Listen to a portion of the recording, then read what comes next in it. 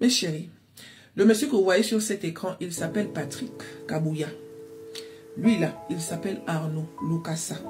Et cette fille, elle s'appelle Betty. Betty, c'est la fiancée de Patrick. Ok? Elle est avec lui, ça fait déjà un moment. Il a fiancé la fille. Il a fait manger à la famille de la fille. Il a fait boire à la famille de la fille. Pour lui, tout se passe bien avec sa fiancée. Puis du jour au lendemain, la fille, elle a envie d'aller au sport. En tant qu'homme gentleman, au lieu de critiquer sa copine comme quoi tu as les bourrelets, comme quoi tu es grosse, il dit à sa copine d'aller à la salle de sport, histoire de continuer de prendre soin d'elle, histoire de continuer d'être belle. La fille est d'accord, hein? Elle part maintenant à la salle de sport, là où se trouvait Arnaud. Étant à la salle de sport là-bas, Betty a oublié, hein? Elle a oublié que c'est Patrick qui l'a envoyé à la salle de sport. Elle a oublié que Patrick même là, c'est son fiancé. Arrivée à la salle de sport, elle a commencé à flirter avec Arnaud. On la voyait maintenant partout avec Arnaud. Patrick, dans son coin, il constate que sa copine a changé. Et à côté de ça, les rumeurs viennent le trouver comme quoi ta copine est maintenant un genre, avec un genre de gars, un genre. Quand il mène ses enquêtes, il voit en fait que c'est vrai. Sa copine flirte avec le coach sportif. Mais quand il demande à la fille, elle dit non. Il n'y a rien entre lui et moi, c'est seulement mon coach. En tant qu'homme, il sent les choses. Il sent les choses. Mais le véritable problème, c'est que Betty, elle n'a pas dit à Arnaud. Donc, pendant que Arnaud flirte avec Betty, lui, il ne sait pas que Betty est en couple avec Patrick. Est-ce que vous voyez? Ça veut dire que la fille est une grosse manipulatrice. Voilà comment la manipulation d'une femme a envoyé un homme dans la tombe. C'est vrai que Arnaud, il ne s'est pas retenu. Il n'a pas contrôlé sa colère. Pourquoi? Parce que quand Patrick découvre que Betty flirte avec Arnaud, c'est tout à fait normal. Il demande des explications à sa copine. Jusqu'au jour où il prend la fille. Emmène-moi chez le gars. Je vais aller demander qu'est-ce qu'il fait avec ma fiancée. Arrivé là-bas, lui aussi, il était dans ses états. Je n'excuse pas ce qu'il a fait. Il était dans ses états. Parce que c'est Patrick qui a débarqué jusqu'à chez lui. Ne commettez jamais cette erreur, les gars. Ne commettez jamais cette erreur. Même les femmes, mais aujourd'hui on parle des hommes. Ne commettez jamais cette erreur. En tant que femme, je viens vous dire qu'une femme qui trompe est une femme qui n'aime pas. Est-ce que vous comprenez? Nous les femmes là, quand on aime, on ne trompe pas. On n'a pas besoin de tromper. Une femme qui trompe est une femme qui n'aime pas. Donc si ta femme te trompe avec un gars, mon frère, au lieu d'aller attaquer le gars, gère ça avec ta copine. Gérez ça avec vos partenaires. Le gars, il prend maintenant Betty, allons chez Arnaud, il va m'expliquer.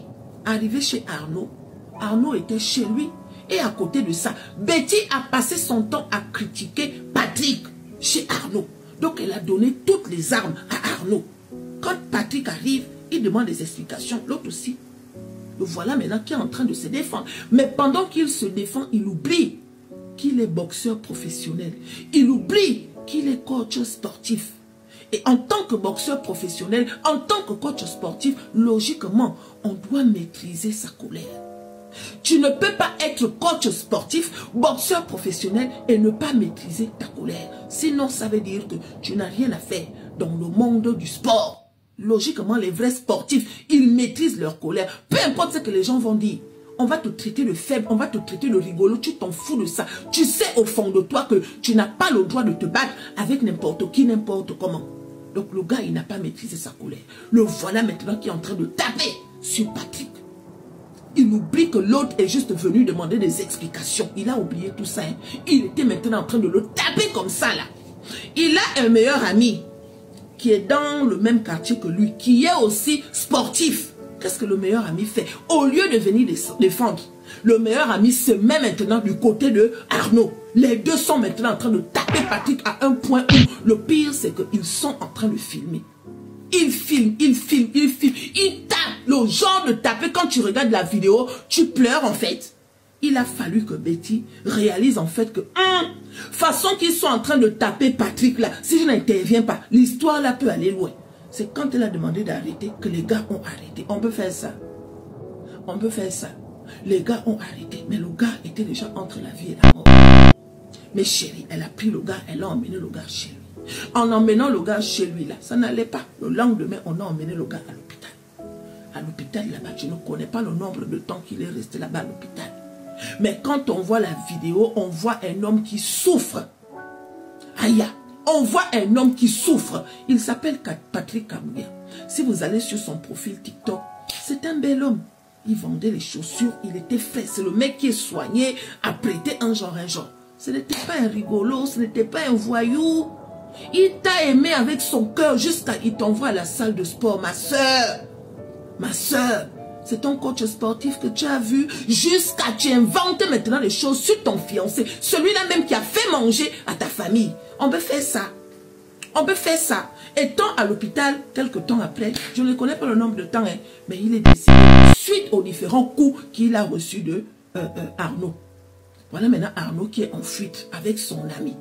C'est après taper le gars là qu'ils ont réalisé qu'ils n'auraient pas dû lever la main sur un monsieur qui est tout simplement venu demander des explications. Dans la colère, souvent on dit des choses. Oui, c'est pas grave si je te traite de rigolo. C'est pas grave si je te traite de tous les pires noms d'oiseaux qui existent. Ce n'est pas grave.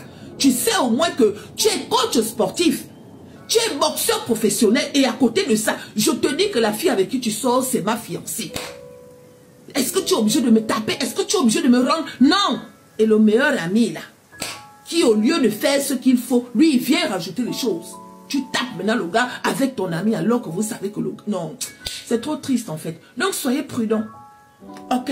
La majorité des femmes qui sont sérieuses là, elles n'ont pas de chance en amour. Elles n'ont pas. C'est souvent ce genre de filles là.